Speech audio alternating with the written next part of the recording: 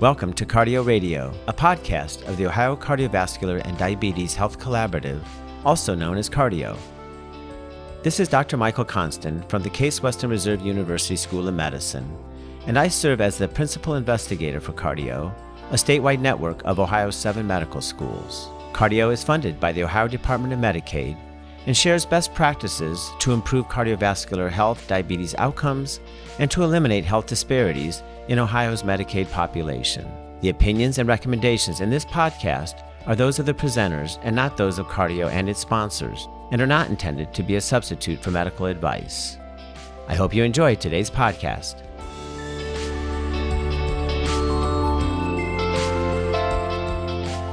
Hello, I am Dr. Deborah Gordish, a primary care physician and associate professor of medicine at The Ohio State University College of Medicine and member of Cardi-OH's Team Best Practices.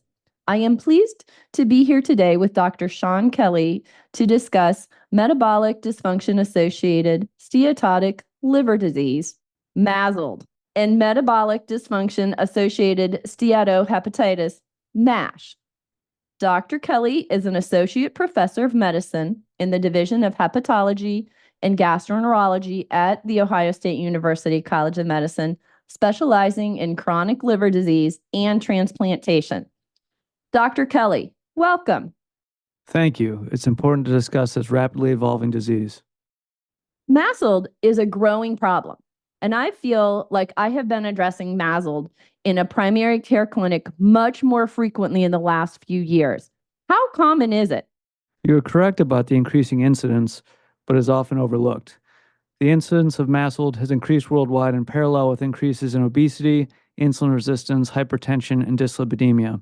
MASLD affects 25 to 30% of the adult population. It is seen in over 70% of patients with type 2 diabetes, about half of whom have more progressive disease called MASH, and 1 in 5 have advanced fibrosis. I think what is more important is why we need to diagnose and now treat this condition. MASH can progress to cirrhosis, hepatocellular carcinoma, and is also associated with increased risk for cardiovascular disease. MASLD has had some changes in the last few years, from its name to evaluation, and now treatment options. Can you give us a background on the changing of the nomenclature regarding this disease? Yes, there have been many changes in the last few years. What we're discussing today is what we've traditionally called non-alcoholic fatty liver disease, or NAFLD, and non-alcohol-related steatohepatitis, or NASH. In June 2023, the International Societies for Hepatology met with 236 panelists from 56 countries and changed the nomenclature to better describe the underlying pathophysiology and decrease stigma associated with the diagnosis. They changed the NAFLD and NASH to 3 new categories. First is MASLD, which is hepatic steatosis with 1 cardiometabolic factor. Hepatic steatosis means there is recognizable fat in the liver, something we can see in an imaging report. The second category is MASH, which is MASLD but with the additional evidence of inflammation or hepatic injury. A third category, MASLD, was added. This is MASLD with alcohol consumption specified as women consuming more than 1 drink per day or men consuming more than 2 drinks per day. This is a key part of the discussion because patients with MASH and/or MASLD cannot safely consume the same amount of alcohol compared to those without underlying liver disease. We should keep in mind these are definitions to outline a disease process, not a recommended allowance of alcohol use. There are no health benefits to alcohol, and limiting use, as we do with soda and fruit juice, is advisable. Okay, so in summary, hepatic steatosis means there is recognizable fat in the liver, something we can see in an imaging report. MASLD is hepatic steatosis with 1 cardiometabolic factor. MASH is MASLD, but with the addition of evidence of inflammation or hepatic injury. Yep, you've got it. Great. And alcohol can compound any of these. Should people not drink alcohol at all? The approach doesn't need to be complete abstinence. Patients often consume alcohol at night, so it contributes to weight gain and poor sleep. A simple approach is to avoid alcohol when having dessert or vice versa, and recognize that having a buzz while drinking means that the liver is not keeping up with metabolism. As you might imagine, alcohol use is a common topic in the hepatology clinic. Yes. Just to clarify, MASLD matches to historic NAFLD, and historic NASH matches to MASH, respectively. Now we have an additional category that recognizes someone can have both metabolic and alcohol-related liver damage. What are the specific cardiometabolic risk factors for steatotic liver disease? The cardiometabolic risk factors are being overweight with BMI greater than or equal to 25 or obese with BMI greater than or equal to 30. Prediabetes or diabetes, hypertension, hyperlipidemia, hypertriglyceridemia, or low HDL under 40. Okay.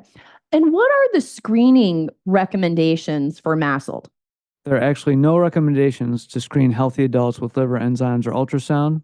It is reasonable to consider yearly liver function tests for those with diabetes, as now recommended by the American Diabetes Association, and those with medically complicated obesity. I will also recommend LFT evaluations for those who consume a large amount of alcohol or first-degree relatives of those with cirrhosis due to MASH.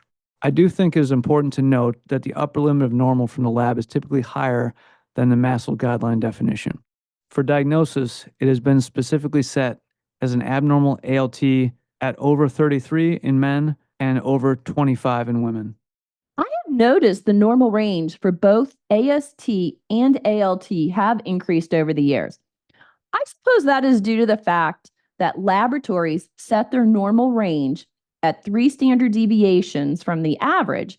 And now that most of the population is having more metabolic issues, that normal range will increase. What are the next steps when I have a patient with persistent abnormal LFTs or an imaging report that's showing steatosis? The goal is to identify those at risk for adverse health outcomes, including cirrhosis, hepatocellular carcinoma, and death. Importantly, LFTs can be in the normal range, and ultrasound has limited sensitivity and specificity. Therefore, in patients with higher risk, such as those with features of the metabolic syndrome and prior mentioned cardiometabolic risk factors, one may proceed directly to risk stratification using the FIB-4 index. I will also note there's increased incidence of MASLD in patients in Hispanic populations and those with food insecurity, so I have a low threshold to check these labs and run the risk score sooner in those groups. The FIB-4 index is a calculation using age, AST, ALT, and platelet count. You can plug these numbers into MD Calc, or many electronic medical records will calculate this for you. We can link to this calculator in the show notes also. That would be great. This score has a reasonable negative predictive value, but low specificity, so a secondary risk assessment is needed for those identified as high risk with the FIB-4. The two numbers for the FIB-4 score you have to remember are 1.3 and 2.67. Below the 1.3 FIB-4 score, the patient is low risk and no further evaluation is needed. I would recheck the FIB-4 every 1 to 2 years if risk factors continue. If over 2.67, that patient is very high risk and should be referred to hepatology. For our listeners who like this in algorithm form, we can link to capsule 48 in the show notes, which displays this quite well.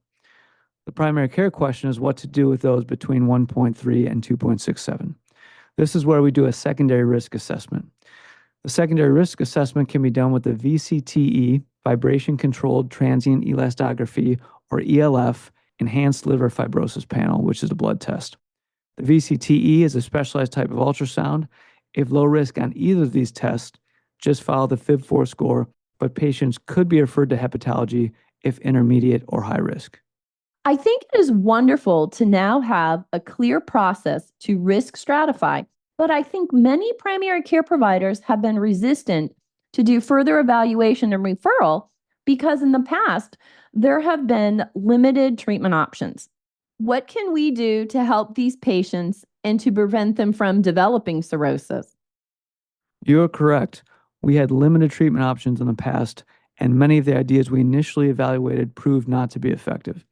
Metformin, ursodeoxycholic acid, dipeptidyl peptidase 4 inhibitors, and statins did not offer meaningful histologic benefit after being studied and are not recommended solely for the treatment of MASLD and MASH. But there are now things we know that improve the histology of inflammation in the liver. These include lifestyle changes, specifically diet and weight loss. More than 10% body weight loss is generally required to improve MASH histology and fibrosis. 10% weight loss is hard to achieve, typically necessitating intensive multidisciplinary support or weight loss centers. Bariatric surgery is one weight loss strategy shown as an effective approach for actual resolution of MASH. MASLD regression with bariatric surgery has shown a 40% reduction in fibrosis and 80% reduction in steatohepatitis. Another dietary recommendation I always like to add in, there is some evidence that consumption of black coffee is a benefit, one of the few liver-friendly drinks besides water. We sure know how to party. Exercise has been shown to be helpful, but evidence is very specific in that at least 150 minutes over 5 days per week is needed to improve the MASH histology. Expert panels are also recommending a Mediterranean diet, as it has been shown to decrease the risk of coronary artery disease, which MASLD is associated with. Other lifestyle recommendations would also be to avoid alcohol and hepatotoxic medications, both prescription and over-the-counter. It is always most appropriate to start with lifestyle, including diet and exercise. You mentioned some meds that were not effective. Are there any medications that are proven to be helpful in treating MASLD? There are two different classes of medications we can use. Glucagon-like peptide-1 GLP-1 agonist therapy was approved by the U.S. Food and Drug Administration, FDA, in August 2025 for treating MASH with moderate to advanced liver fibrosis. These medications are familiar to most providers and will be reviewed again later. Resmetirom, a liver-specific thyroid hormone receptor, THR, beta-selective agonist, was the FDA-approved medication for treatment of MASH with moderate to severe fibrosis that has not progressed to cirrhosis. You may recognize it by the trade name Rezdiffra. It received FDA approval in March 2024 in a fast-track method after the first 12 months of a 54-month study with 888 patients either receiving 100 milligrams, 80 milligrams, or placebo. This approval is based off the Maestro-NASH study in which resmetirom, trade name Rezdiffra, showed steatohepatitis resolution in 30% of patients on a 100 milligram dose compared to 10% with placebo after 52 weeks. Similarly, a one-stage or greater improvement in liver fibrosis was seen in 24% and 26% of the resmetirom groups, respectively, versus 14% of patients taking placebo. That's impressive, as it is exceedingly difficult in prior studies for a pharmaceutical to show an impact on fibrosis. On a secondary note, this THR agonist also reduced LDL cholesterol by 12 to 16% at 80 and 100 milligrams, with an increase of 1% in the control group. That ties in with its proposed mechanism, as the drug is designed to tackle MASH by increasing the metabolism of fat in the liver. So, how does a thyroid stimulation medication work in the liver? In the setting of MASLD, the liver is in a relative hypothyroid state because the liver cell does not convert circulating thyroxine from the thyroid gland to triiodothyronine T3 as effectively as a healthy liver. So that's T4 converting to T3. Deiodinase 3 is upregulated in this disease and converts more T4 to reverse T3, leading to more reverse T3 than active T3. Less T3 leads to less metabolism in the liver, including the processing of triglycerides and cholesterol. Activation of the THR beta 1, which is specific to liver tissue, normalizes the processing of T4 to T3. Some call this localized hyperthyroidism, which then allows the hepatic mitochondria to clear triglycerides via beta oxidation of fatty acids and cholesterol catabolism. This leads to an overall lessened liver fat accumulation in the hepatocytes. Less fat in the hepatocytes decreases inflammation in those cells, which lessens the risk of fibrosis. Okay. So far, I have only seen hepatologists prescribe resmetirom. But as incidence and diagnosis increases, primary care providers will have more patients on this medication and likely will be asked to refill and prescribe it as it becomes more common. Can you give me the details on some indications? Sure. It should be offered to those with F2 or F3 fibrosis and considered in others. Thankfully, a liver biopsy is not required. Guidelines for this are evolving. The American Association for the Study of Liver Diseases, AASLD, updated their guidelines in the fall of 2024 to give suggestions for use. The starting point is this is not appropriate for those who have already progressed to cirrhosis, active liver disease, excessive alcohol use, or active thyroid disease. They specifically recommend using a non-invasive evaluation, a VCTE or MRI that correlates to a histology of F2 or F3. If it is less, an expert hepatologist could consider depending on the patient's specific clinical situation. As said earlier, as it becomes more common, we in primary care might be asked to refill or monitor this medication. Can you give me some practical tips on prescribing? Absolutely. The practical knowledge to prescribe resmetirom is that it is based on body weight. For individuals less than 100 kilograms or 220 pounds, prescribe 80 milligrams daily via a single oral pill with or without food. For those over 100 kilograms, the dosing is 100 milligrams daily. It is commercially available in 60, 80, and 100 milligram tabs. Patients on a moderate cytochrome P450 inhibitor, most commonly clopidogrel, should be started on a 5% lower dose, necessitating the 60 milligram tablet. Concomitant use of a statin requires a statin limit, typically equivalent to 40 milligrams atorvastatin. Is any monitoring needed while a patient is taking resmetirom? You should monitor liver enzymes at baseline and every 3 months for the first year. Follow-up, non-invasive liver testing, most commonly the FibroScan, should be done at 12 months to show response to treatment. The goal of more than 20 to 25% improvement suggests responders to the medication and treatment should continue. We would stop treatment if worsening and use clinical judgment in those of uncertain benefit. Nausea and diarrhea are the most common side effects, with liver toxicity and gallstones as more medically significant side effects. Resmetirom has not been studied in or approved for those under age 18. While slight changes in thyroid function were observed in the pivotal clinical trial, this rarely leads to abnormal levels. Nevertheless, persons with pre-existing thyroid disease were excluded from the study, and therefore guidelines recommend assessing thyroid function and addressing abnormalities prior to initiation of resmetirom. Persons without known thyroid disease at baseline do not require specific thyroid monitoring per the FDA, though clinical discretion is recommended. In persons with known thyroid disease, thyroid function should be monitored in 3 to 6 month intervals or by clinical discretion. Okay. And what about cost for this medication? The cost of resmetirom is substantial at $4,400 for a supply of 30 tablets without insurance. Coverage is variable and typically will require pre-authorization. Madrigal, the company that produces resmetirom, does offer a $10 copay card, but like most copay cards, those on Medicare, Medicaid, or other federal or state healthcare programs are not eligible. That is wonderful that we have a specific treatment for more severe cases of MASH, and definitely makes referral to hepatologies for those with moderate and severe fibrosis seem worthwhile. I still see resmetirom as being started by hepatology. What are other medication treatments that primary care providers typically prescribe, particularly for those with fibrosis? As mentioned briefly before, the GLP-1 and GLP-1/GIP receptor agonists are effective in treating steatohepatitis and fibrosis with results that are generally similar to resmetirom. The ESSENCE trial evaluated semaglutide at 2.4 milligrams subcutaneously weekly in biopsy-proven MASH and fibrosis stage 2 or 3. Part 1 of this trial enrolled 800 patients, either treated with semaglutide or placebo, in addition to standard care for 72 weeks. In the ESSENCE trial, 37% of people treated with semaglutide saw an improvement in liver fibrosis with no worsening of steatohepatitis, compared to 22.5% on placebo at the 72-week time point. Meanwhile, resolution of steatohepatitis with no worsening of liver fibrosis was seen in 62.9% and 34.1% of patients, respectively. As a result, semaglutide is currently under review by the FDA for a MASH indication.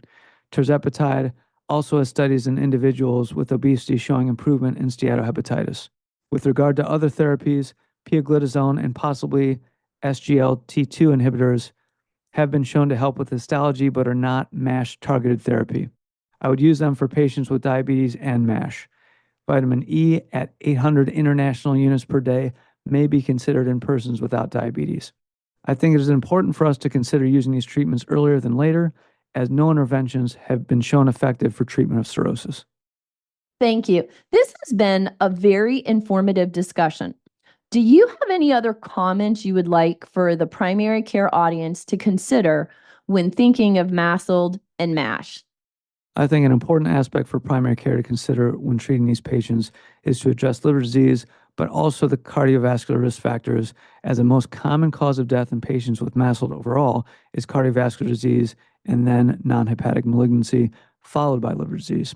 Primary care looks at the entire patient, and a diagnosis of MASLD should lead any good clinician to evaluate metabolic complications in all the systems of the body, particularly the heart. Statins absolutely can be continued in patients with MASH as well as with compensated cirrhosis. Because of the complexity of managing hepatic and extrahepatic manifestations of MASLD and MASH, experts recommend the development of interprofessional teams. With that final sage advice, I want to thank you again for joining us today. This information will help us improve care to help improve the health and lives of our patients. It was great to be here. And a special thank you to you, our listeners, for tuning in to Cardi-OH Radio.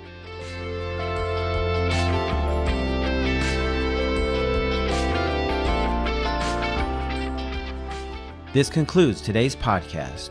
Be sure to visit cardio.org to learn more about the Ohio Cardiovascular and Diabetes Health Collaborative.